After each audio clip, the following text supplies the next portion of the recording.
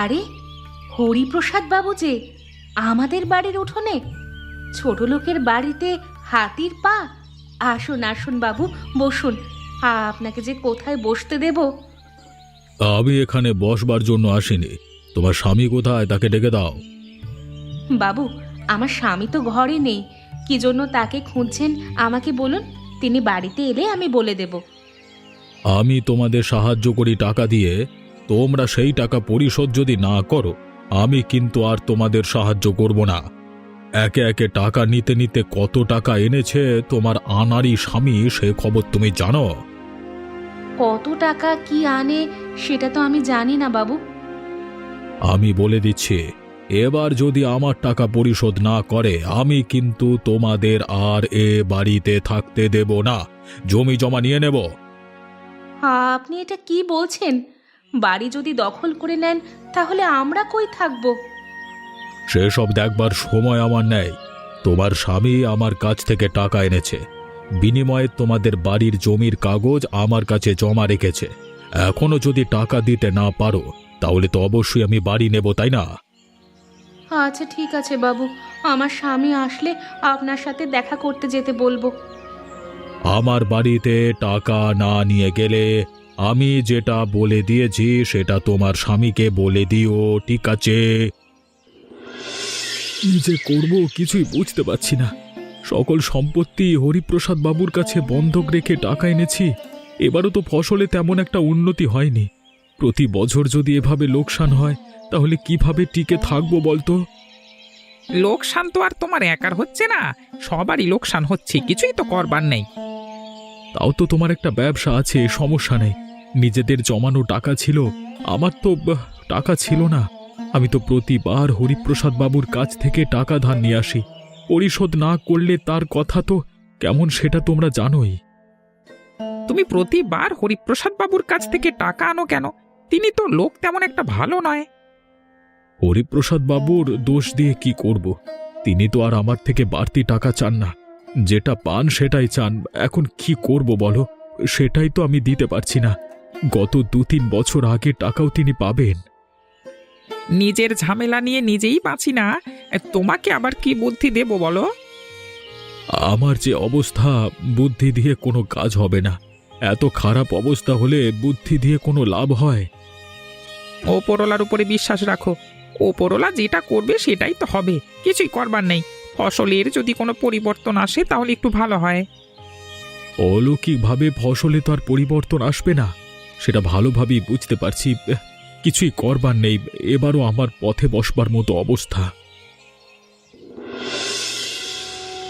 এ ঘরে এসে আর কোনো লাভ নেই। মনে হচ্ছে আর এই ঘরে থাকতে পারবো না, ঘর থেকে বেরিয়ে যেতে হবে। এটা আবার কেমন কথা বলছো? মাত্র আমি কাজ শেষ করে ঘরে আসলাম, আসবার সাথেই তোমার চেঁচামেচি শুরু হয়ে গেছে। তোমার এই চেঁচামেচি প্রতিদিন আমার ভালো লাগে না।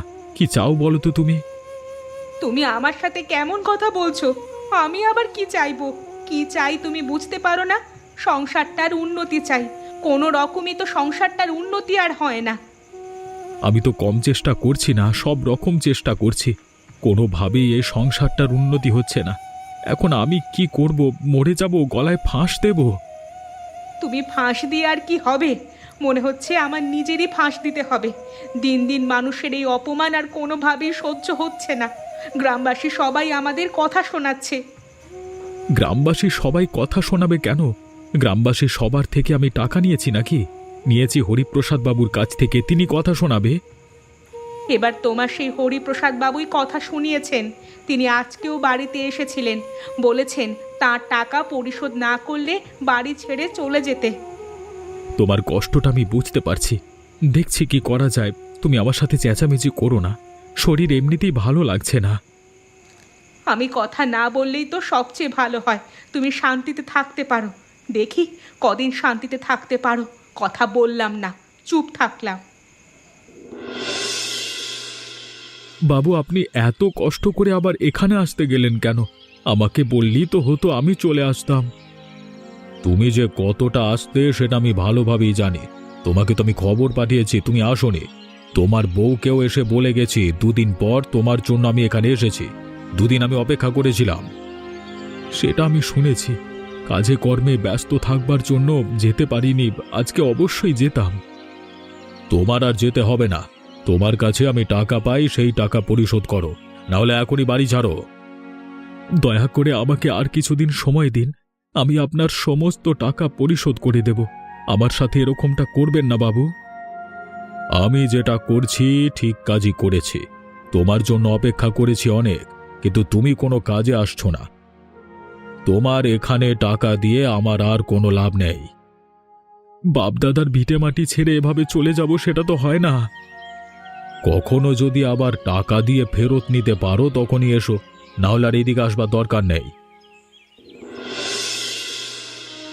নিখিলদের জন্য বড্ড খারাপ লাগছে। শুনলাম হরিপ্রসাদ বাবু নাকি টাকার জন্য ওদের বাড়ি থেকে বের করে দিয়েছে। হরিপ্রসাদ বাবু আর কি করবেন? এতদিন ধরে এত বছরের টাকা যদি ফেরত না দেয় তাহলে তো বাড়ি থেকে বের করে দেবেনি। অনেক ধৈর্য ধরেছেন তিনি। হরিপ্রসাদ বাবুর তো কম সম্পত্তি নেই, ছেলে মেয়ে কেউ নেই, দুদিন পরে মরেই যাবেন। গ্রামবাসীদের এভাবে যদি না করে তিনি যদি আরেকটু সাহায্য করতেন তাহলে ভালো হতো। এটা তুমি ঠিক কথাই বলেছ। তার যত ধন সম্পত্তি রয়েছে তিনি চাইলে গ্রামবাসীদের অনেক সাহায্যই করতে পারতেন, কিন্তু তিনি চাইছেন না। এখানে গ্রামবাসীদের তো কিছু করার নেই। আমাদের অবস্থাও তো তেমন একটা ভালো দেখতে পাচ্ছি না। কবে আমাদের হরিপ্রসাদ বাবুর কাছ থেকে টাকা না লাগে কে জানে। তুমি পাগল হয়ে গেছো নাকি? নিখিল দাদের অবস্থা দেখতে পারছো, এর মধ্যে আবার আমাদের টাকা আনার কথা ভাবছো? আরে তেমন কিছু না, ফসলের অবস্থা তেমন একটা ভালো নয়, সেজন্য ভাবছি কি করব, কিছুই তো করতে পারছি না। নতুন কিছু করতে পারলে ভালো লাগতো। দরকার হলে জমি বিক্রি করবে, তারপরও ওই হরিপ্রসাদ বাবুর কাছে যাবে না। সেটা তুমি ঠিকই বলেছ, তবে আমার যাওয়ার ইচ্ছে নেই। দেখি সামনে কি হয়। হঠাৎ করে আমার কি হলো কিছুই তো বুঝতে পারছি না।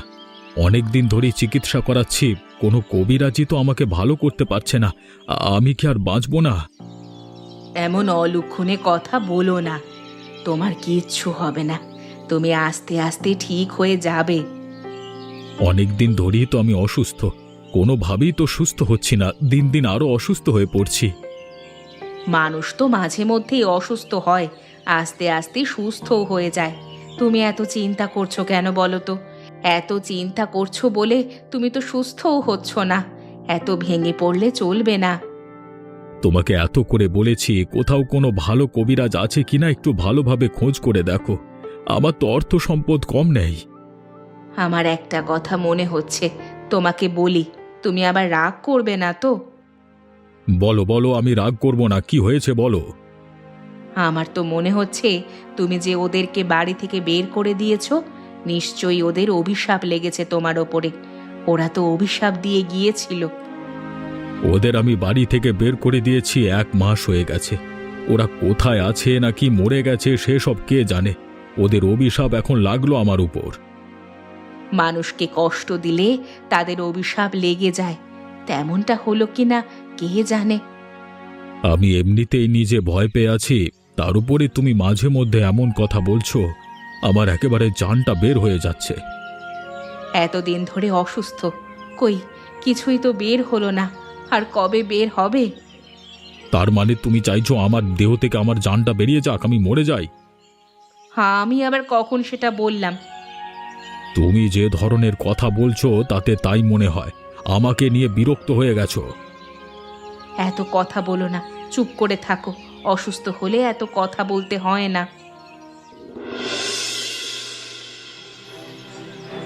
আপনি কে বাবা? আপনাকে তো চিনতে পারলাম নিকো। আমাদের গ্রামে নিশ্চয়ই নতুন এসেছেন, তাই না? এই পুরো দুনিয়া আমার গ্রাম, তোদের আবার আলাদা গ্রাম হলো কিভাবে? আমি তো তেমন কিছু বলতে চাইনি।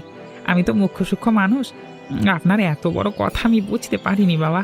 তাই বাবা, আপনি কি আমাদের এখানে নতুন এসেছেন? আপনাকে তো ঠিক চিনতে পারলাম নিকো। হে, আমাকে চিনতে পারছিস না? ই তো বড় অধম তুই। আমাকে যদি চিনতে না পারিস তোদের এই গ্রাম তো অবশ্যই অমঙ্গলই হবে অমঙ্গল।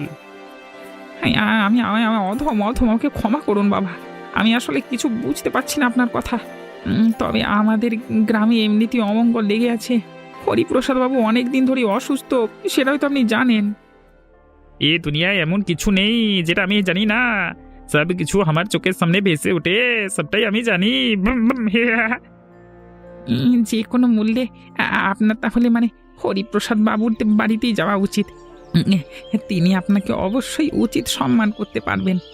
আমরা তো অধম, আপনার সেবা যত্ন ঠিকঠাক মতো করতে পারবো না। আমি কারোর বাড়িতে যাই না, কারোর সেবা করি না, সবাই এসে আমার সেবা করে। হরিপ্রসাদ বাবু যদি ভালো থাকতেন, সুস্থ থাকতেন, অবশ্যই আপনার সেবা করতেন। আপনার তো এখন তাকে সুস্থ করতে হবে বাবা। আচ্ছা ঠিক আছে, আমি তাহলে মানে তুই তাহলে আমাকে নিয়ে চল পথ দেখিয়ে।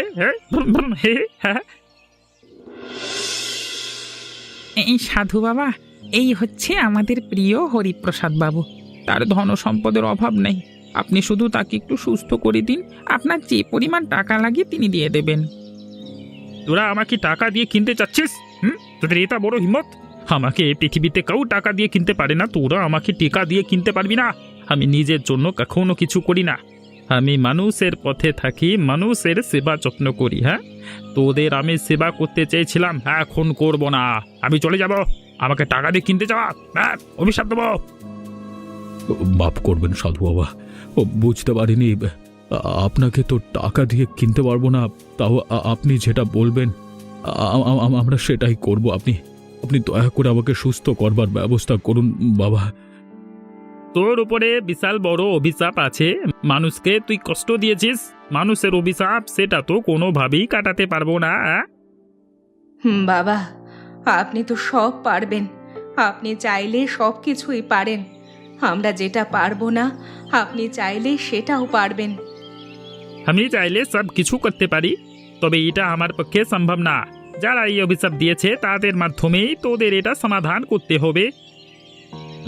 যারা অভিশাপ দিয়েছে তারা তো চলে গেছে, কোথায় জানো? মানে 1 মাস হয়ে গেছে তো বাবা। মানে বাতাসে আমার লোক রয়েছে, আমার লোকেরা চাইলেই তাদের এখানে হাজির করতে পারবে। তোকে একটা কাজ করতে হবে, সেটা যদি করতিস মানে করিস, তাহলে তুই সুস্থ হবি, আর নাচের হবি না। হ্যাঁ, ফুটে যাবি। বলুন বাবা, বলুন কি করতে হবে? গ্রামবাসীর উদ্দেশ্যে ভালো একটা কল্যাণমূলক কাজ করতে হবে। একই সাথে আমার আমি সেই লোকেদের হাজির করব যারা তোকে অভিশাপ দিয়েছিল, পরন্তু তুই তাদের সেবা করবি, তার বদলে তোর সম্পত্তি গ্রামবাসীদের কাজে ব্যয় করবি, তাহলে সুস্থ হয়ে যাবি। কি সেই জনকল্যাণমূলক কাজ? গ্রামে একটা নতুন মুরগির হাট বসাবি, যেখান থেকে গরিব দুঃখী সবাই অল্প টাকায় মুরগি কিনে খেতে পারবে। হ্যাঁ হ্যাঁ, তাই না? আপনি যেটা বলছেন সেটাই করব। আপনি শুধু আমাকে সুস্থ করুন একটু বাবা। বলবার সাথে সাথে তো আর সুস্থ হয়ে যাবি না। হ্যাঁ, আমি কিছু বাড়িয়ে দিয়ে যাই, খাবি ঢকঢক করে, আর আমার কথা স্মরণ করবি দুবেলা, ঠিক আছে? কি গো, তোমাকে এমন হন্তদন্ত দেখাচ্ছে কেন? বিশাল বড় কাণ্ড হয়ে গেছে আমাদের গ্রামে। কোত্থেকে যেন এক বিশাল বড় বাবা এসেছে, সাধু। তিনি চোখ বুঝতেই সমস্ত কিছু চোখের সামনে ভেসে উঠতে দেখেন। কে কি অন্যায় করেছে তিনি সবটাই বলতে পারেন। ভাবো কত বড় সাধু বাবা। কি বলছো? গ্রামে এত বড় এক সাধু এসেছে? সাধু বাবাকে আমাদের এখানে নিয়ে আসলে না কেন? তাহলে আমাদের উপকার হতো। সাধু বাবা তার বাসায় যায় না, আমি বলেছিলাম আমাদের এখানে আসবার জন্য, কিন্তু তিনি বলেছেন সময় হলে তিনি আসবেন, তবে আরো ভালোভাবে যে বুঝিয়ে বলবো সেটা তো পাচ্ছি না। তোমাকে দিয়ে কিছুই হবে না, সামান্য একটা জিনিস, সেটাও যদি না পারো, আমাদের যদি কোনো উপকারী না হয় সাধু বাবাকে দিয়ে, তাহলে কেমন হলো? সমস্যা নেই, সাধু বাবা খুবই ভালো মানুষ, তিনি হরিপ্রসাদ বাবুর চিকিৎসা করাবেন, বিনিময়ে কিছু চাননি। গ্রামবাসীর সবার ভালো চেয়েছেন, আমাদের গ্রামে একটা মুরগির হাট বসাতে বলেছেন, একই সাথে হরিপ্রসাদ বাবুর সকল সম্পত্তি দিয়ে গ্রামের অসহায় মানুষদের সেবা করতে বলেছেন। কি বলছো? গ্রামে মুরগির হাট বসাতে বলেছে? তাহলে তো সবচেয়ে ভালো হয়, আমাদের গ্রামে তো কোনো মুরগির হাটই নেই। শুধু তাই বলেননি, বলেছে গ্রামের মানুষের কাছে খুব অল্প দামে সেই মুরগির মাংস বিক্রি করতে, গ্রামবাসী যেন কিনে খেতে পারে। এত ভালো সাধু আমি জীবনেও দেখিনি। আমাদের জন্য অনেক ভালো হলো। তোমাকে দেখে মনে হচ্ছে তুমি আগের চেয়ে একটু সুস্থ হয়েছো। সাধু বাবার ওই বড়িগুলো আসলে কার্যকরী, বুঝলে? যে মাত্র আমি বড়িগুলো খেলাম অমনি ভালো হতে শুরু করলাম। এতদিন ধরে অসুস্থ আছি, আজকে মনে হচ্ছে এখন একটু সুস্থ হওয়ার পথে। সাধু বাবাকে বললে যে এখন থেকে তুমি গ্রামবাসীকে সাহায্য করবে, সকল সম্পত্তি তাদের সাহায্যের কাজে ব্যয় করবে। এটা কি করবে এখন? সাধু বাবা বলেছে গ্রামে ওদেরকে ফিরিয়ে আনবে। সাধু বাবাকে যেহেতু কথা দিয়েছি, এটা অমান্য করলে নিশ্চয়ই আমি আবার অসুস্থ হয়ে পড়ব। কোনোভাবেই অমান্য করা যাবে না। অমান্য করার দরকার নেই। তুমি সুস্থ হলেই সব কিছু ঠিক। আমাদের ছেলে মেয়ে তো কেউ নেই, দুজন মাত্র মানুষ। মানুষের সেবা যদি করে মরেও যেতে পারি, মানুষ আমাদেরকে মনে রাখবে। এটা তুমি ঠিক কথা বলেছ। মানুষের সেবা করলে, আমরা যদি অসুস্থ হয়ে যাই, দেখবে তারাই এসে আমাদের সেবা যত্ন করছে। এরপর থেকে কখনো আর কারো খারাপ চাইবে না, কারো সাথে খারাপ ব্যবহার করবে না, সবাইকে সাহায্য করার চেষ্টা করবে। এরপর যদি আমি কারোর সাথে খারাপ ব্যবহার করি, তুমি আমাকে সর্বপ্রথম ধরিয়ে দেবে, তাহলেই আমি শুধরে যাব। আমি তো অবশ্যই আছি, সব সময় আছি তোমার সাথে। তুমি আমাকে অনেক সেবা যত্ন করেছ। অন্য কেউ হলে আমাকে ফেলে দিয়েই চলে যেত। আপনি আমার স্বামী, আপনাকে আমি ফেলে দিতে পারবো না। অবশ্যই আপনার সেবা যত্ন করব। হরিপ্রসাদ বাবু, আপনি নাকি আমাদেরকে ডেকেছেন, সেই জন্যই আমরা আবার হাজির হয়েছি এখানে, না হলে আসতাম না। নিখিল, তোমরা এসেছো? তোমাদের দেখে ভালোই লাগছে গো। তোমাদের অভিশাপে হয়তো আমার এমন অবস্থা, তবে এখন খানিকটা সুস্থ হয়েছি। দয়া করে তোমরা আমাকে ক্ষমা করে দাও। আপনি কি বলছেন বাবু? কিছুই তো বুঝতে পারছি না। আমরা আবার আপনাকে কি অভিশাপ দিয়েছিলাম? মানুষের অভিশাপ তো লাগে না। যেভাবেই বলো না কেন, সেটাই আমার জন্য কার্যকরী ভূমিকা রেখেছে। আমি এখন আর আগের মতো নেই গো, ভালো হয়ে যাওয়ার চেষ্টা করছি। কোনো পয়সা দিতে হবে না, তোমাদের ঘরবাড়ি তোমাদের কাছে ফিরিয়ে দেব। সত্যি বলছেন আপনি বাবু? হ্যাঁ, আমি সত্যিই বলছি। শীতের মধ্যে আমি অসুস্থ ছিলাম, কত কষ্ট করেছি সেটা শুধু আমিই জানি। তোমরা যে আমার চেয়ে আরো বেশি কষ্টে ছিলে সেটা বুঝতে পারছি। একই সাথে গ্রামের একটা নতুন মুরগির হাট বসাবো, যেখানে থেকে সবাই অল্প দামে কিনে খেতে পারবে। তুমি সেটার দায়িত্বে থাকবে। আগামীকাল থেকেই শুরু করতে চাই। আচ্ছা ঠিক আছে, কোনো সমস্যা নেই। আমি আপনাকে সাহায্য সহযোগিতা করব। এখন তাহলে বাড়িতে গেলাম।